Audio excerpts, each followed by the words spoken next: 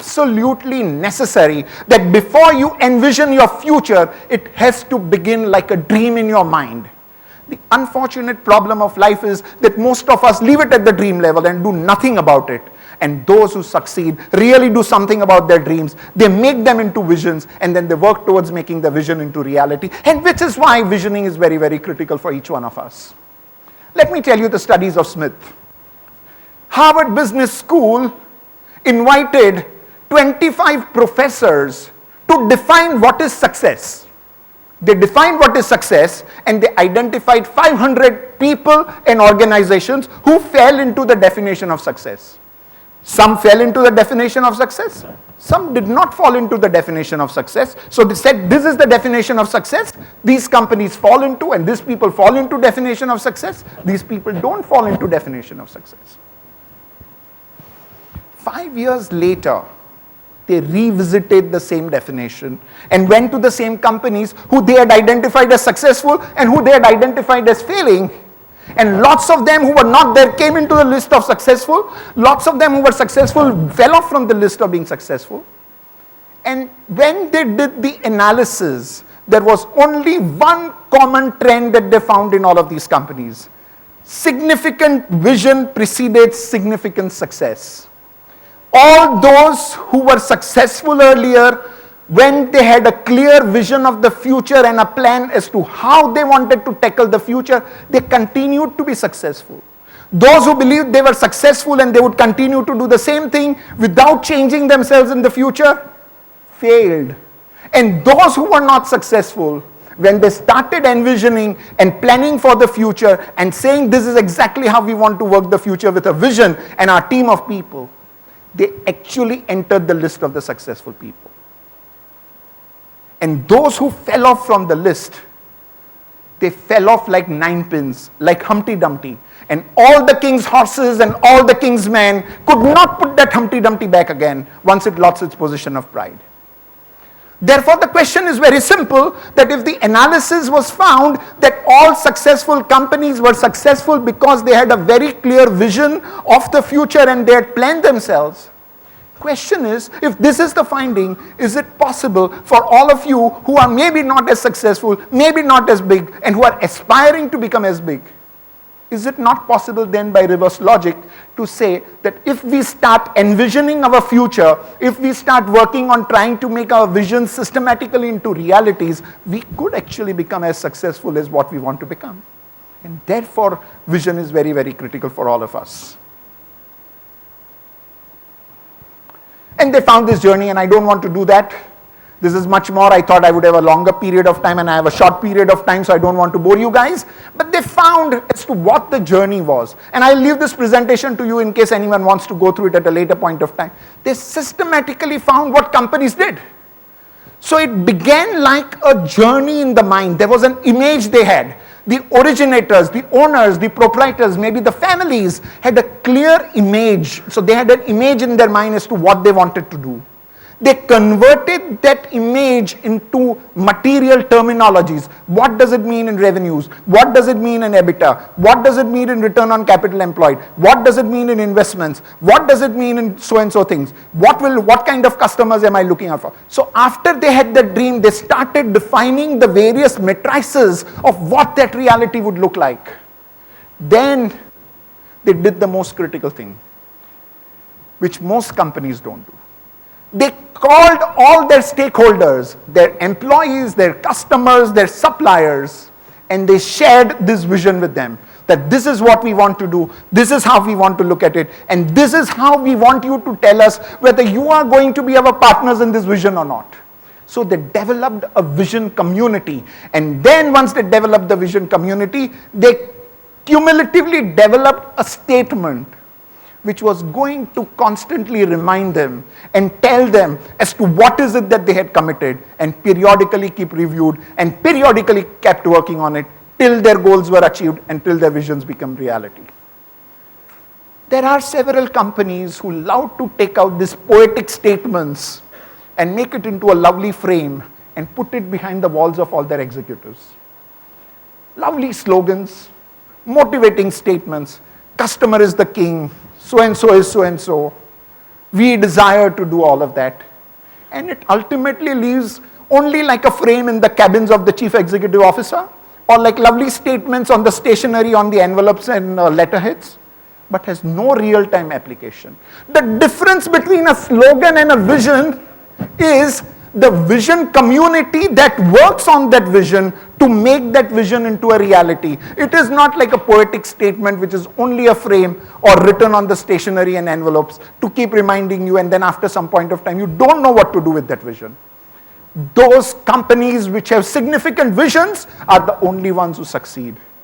Those who do not have, they fall off, not knowing what they hit them. And all the king's horses and all the king's men will never be able to put that Humpty Dumpty back again. And that's a reality. Let us take 2 minutes on two very important studies. Fred Pollock, a social scientist, went into nations, went into societies to study that why did certain cultures, why did certain societies become more sustained and famous as compared to the other societies. And he came back with the same conclusion, that nations with visions are powerfully enabled. Nations without vision are at risk. Even nations have got a clear vision of what they want to achieve. And when cultures and societies have that vision and clarity, let me give you an example of what happened when I was a student of advanced management at the Wharton Business School. 12 years had passed. Goldman Sachs had said India was going to be a great country by 2025, fastest growing economy, blah, blah, blah. China was on the top of it. After 12 years, Goldman Sachs visited both these companies, both these countries and the governments, and presented to us at the AMP program at the Wharton School. And they told us something which unfortunately I as a citizen of India felt very unhappy about. They said that when they went to China, the entire team was presented with a fantastic plan as to how they were going to work, what was going to work, what was infrastructure going to do, how the government was going to make an investment. Unfortunately, they said that when they went to Mr. Vajpayee's government and asked, sir, we want to now review and write a new report to say what is going to happen.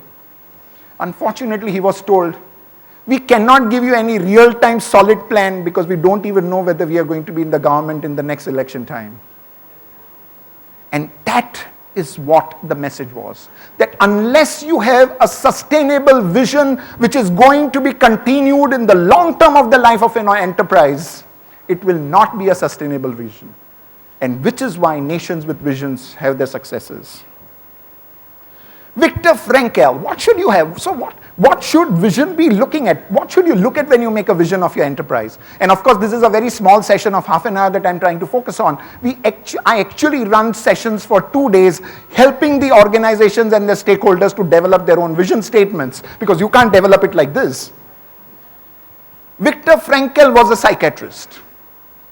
He was put in concentration camp. He was a Jew. Millions of people were killed in concentration camps. Thousands of them committed suicide. People died.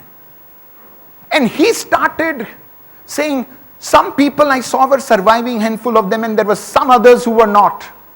He went and then he asked them what is it that they were doing, and he found finally that those who were surviving were people who had something significant yet to be done in the future.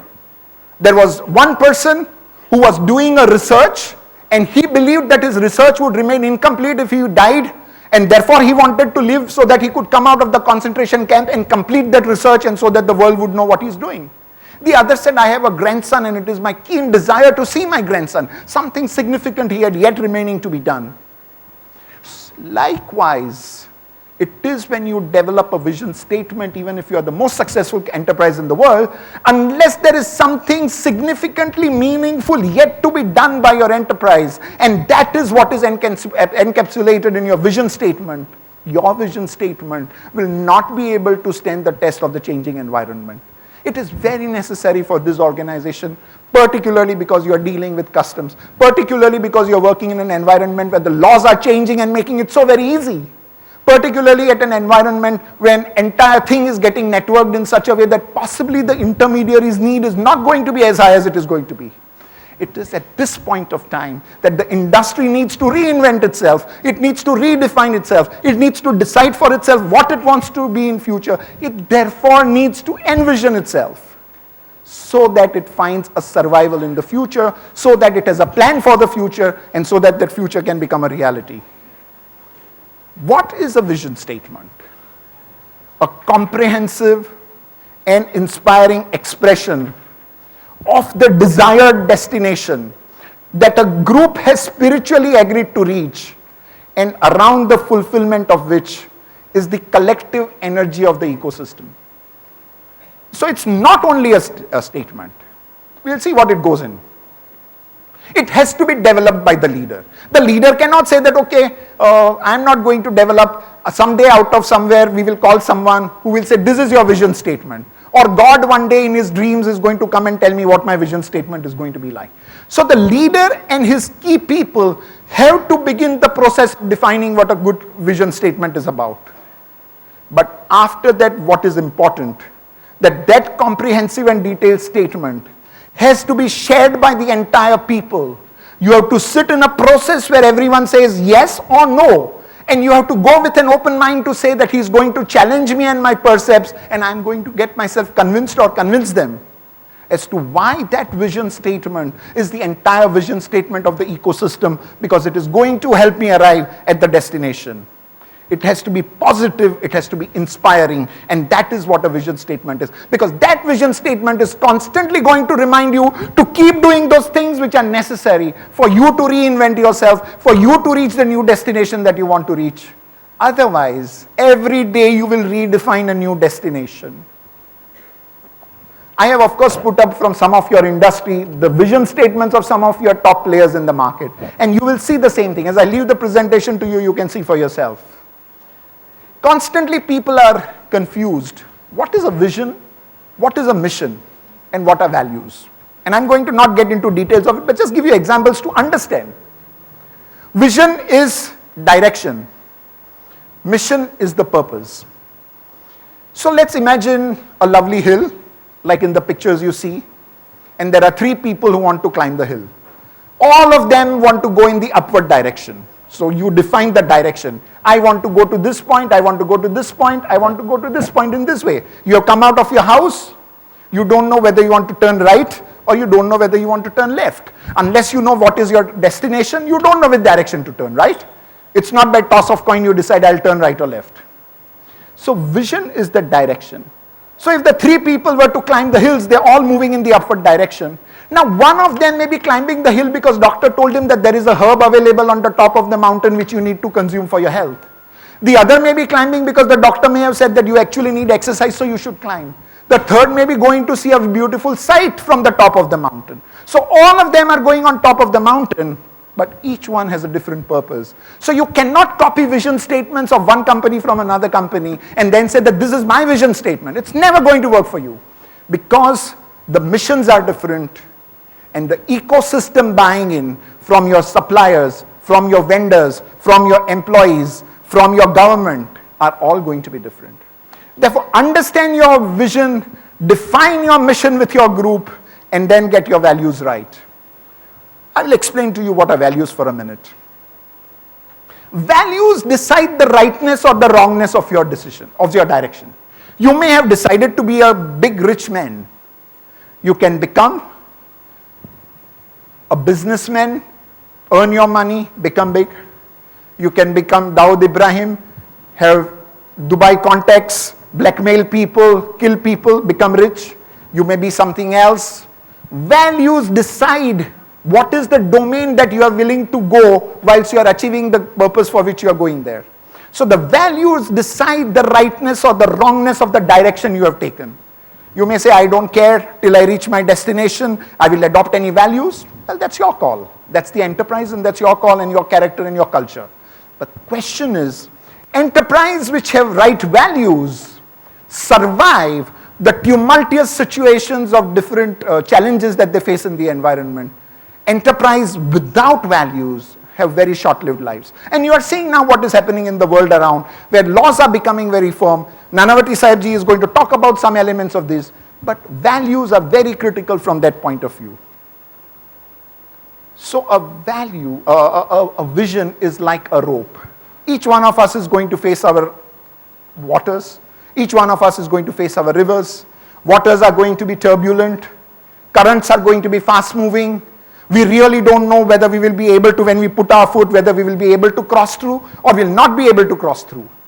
Vision is like that rope which you see out there, which gives us the power to be connected to the reason why we are doing and why we are there. And when we are in the troubled waters and we don't know what to do, we look back to our vision and our direction and say, this is the direction I want to go. This is the direction that I had promised I will go. This is the way I want to reach where I am wanting to reach. And therefore it is like that rope which is helping you to reach the destination that you want to reach. I spoke about values. I want to show a little clip, which is only a 2-minute long clip. So please, if you will darken the light for only 2 minutes. And I want to show a 2-minute very important clip as to why it is important that we should do everything ourselves. Can you please darken the room?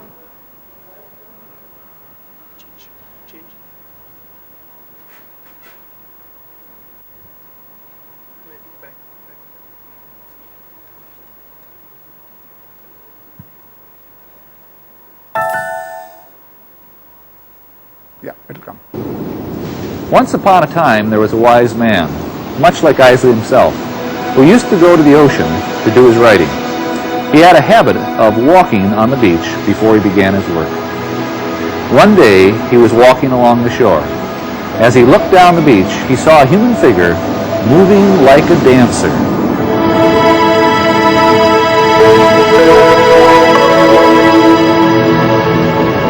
He smiled to himself to think of someone who would dance to the day. So he began to walk faster to catch up.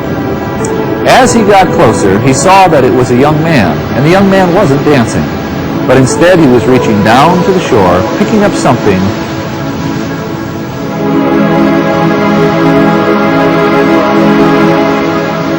and very gently throwing it into the ocean. As he got closer, he called out, "Good morning, what are you doing?" The young man paused, looked up, and replied, "Throwing starfish in the ocean." "I guess I should have asked, why are you throwing starfish in the ocean?" "The sun is up, and the tide is going out, and if I don't throw them in, they'll die." "But young man, don't you realize that there are miles and miles of beach and starfish all along it? You can't possibly make a difference." The young man listened politely, then bent down, picked up another starfish,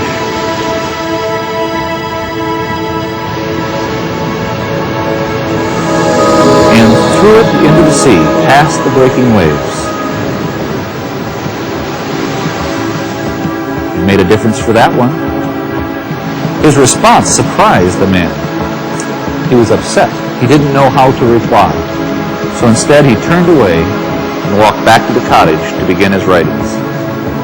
All day long as he wrote, the image of that young man haunted him. He tried to ignore it, but the vision persisted.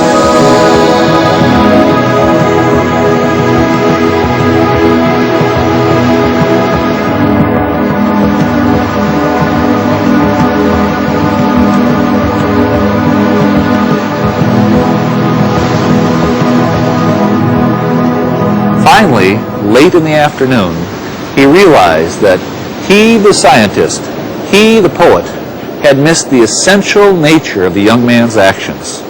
Because he realized that what the young man was doing was choosing not to be an observer in the universe and watch it pass by, but was choosing to be an actor in the universe and make a difference. He was embarrassed. That night he went to bed, troubled. When morning came, he awoke, knowing that he had to do something. So he got up, put on his clothes, went to the beach, and found the young man.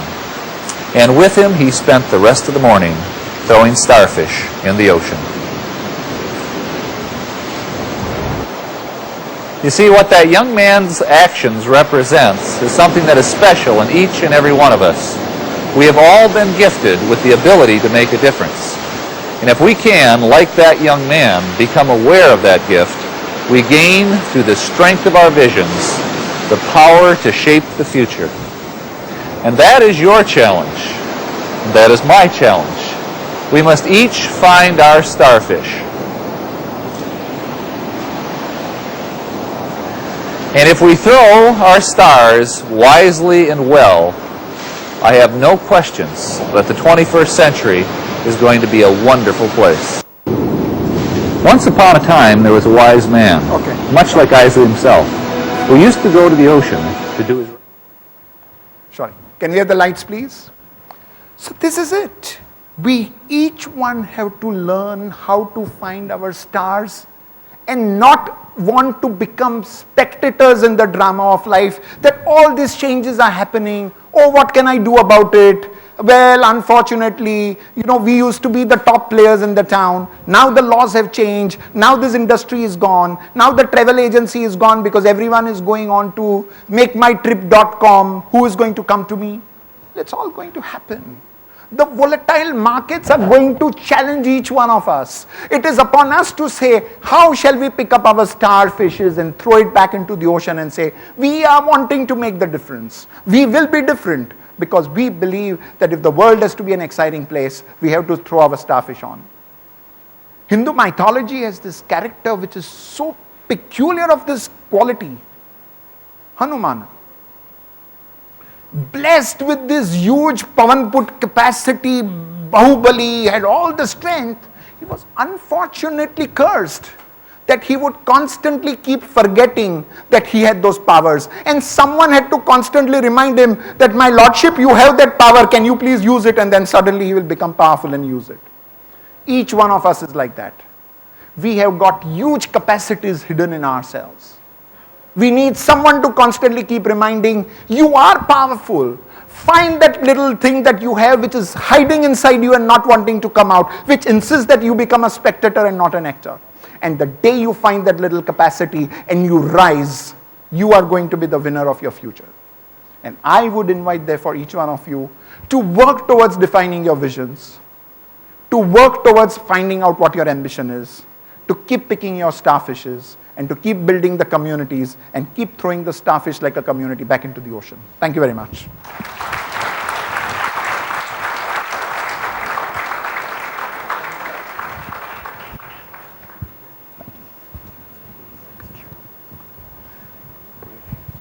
Thank you very much, sir, for that beautifully and visually appealing presentation. Most importantly, for your wonderful points on the power of vision. We often know and we often believe that sight is what lies in front of us, but it is vision what lies ahead of us. So thank you once again, Mr. Adil, for those wonderful, wonderful words there.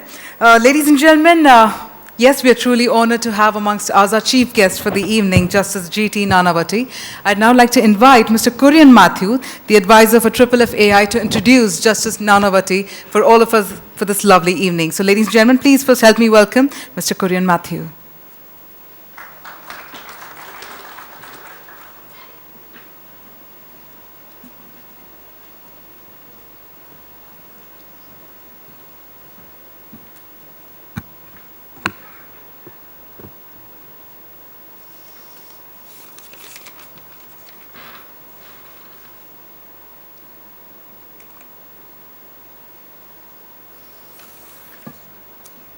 Chairman Shantanu, the dignitaries on the dais, ladies and gentlemen. The evening started off with the best in entrepreneurship, and you have heard and experienced the vision, the power of vision.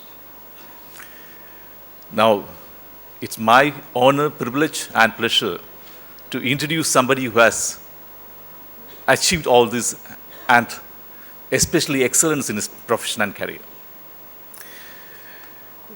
Justice Nanavati needs no introduction, but I have the privilege of formally introducing to you. News report on Nanavati Commission's inquiring into some of the key incidents affecting public life in India appear regularly in the media, be it print or electronic, for more than a decade. He's perhaps one of the more unique persons who has chaired 4 of the commissions in the country. For the benefit of all, I would like to briefly introduce you some of the key milestones of his career. Justice Nanavati hails from Gujarat.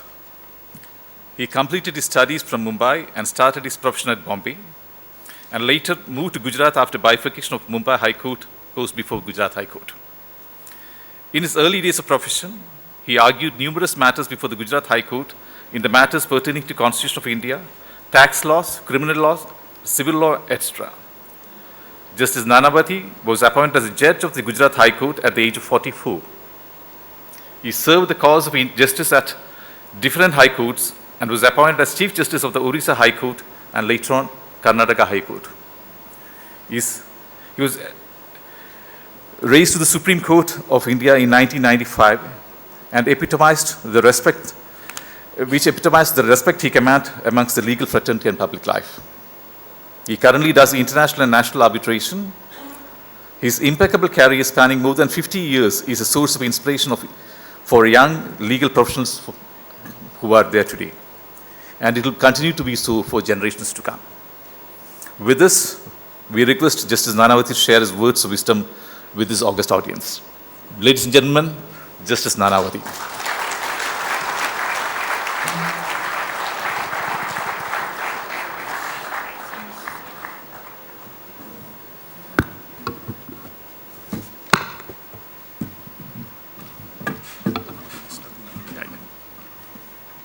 Lights.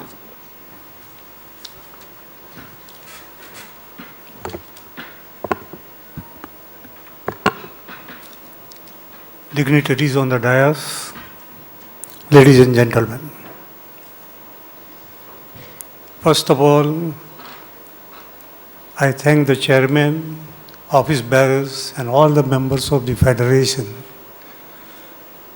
for inviting me to be with you this evening and to participate in this convention. This is my first interaction with customs brokers or the freight, dealing with persons with the freight forwarding. And today I was briefed about the nature of the activity carried on by you and the role which you have to play while getting the goods cleared.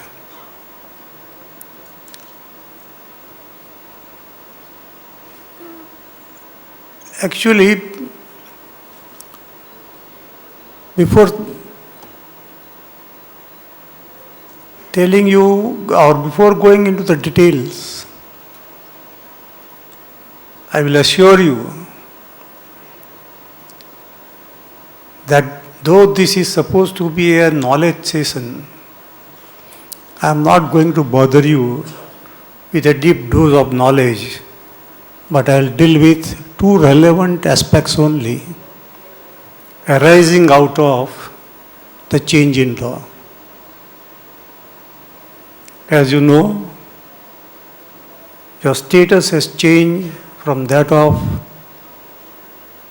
clearinghouse agents to customs brokers. And that raises, according to me, two important points which you should really consider seriously. One is regarding the role that you will have to play with the increased responsibilities.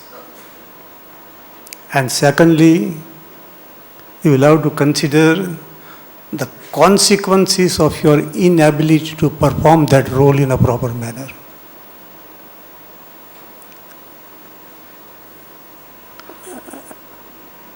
To appreciate these two aspects properly,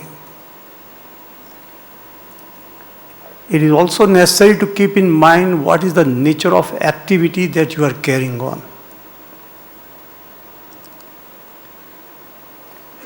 It is a part of a larger activity of economic activity of international trade. I was told that in fact 95% of the international trade is being handled by customs brokers all over the world.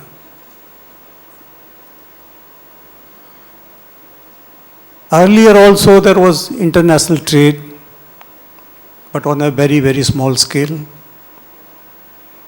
with globalization, quick means of transport, easy communication, the international trade has been increasing at a very, very rapid rate. Not only in terms of volume, but also in terms of money.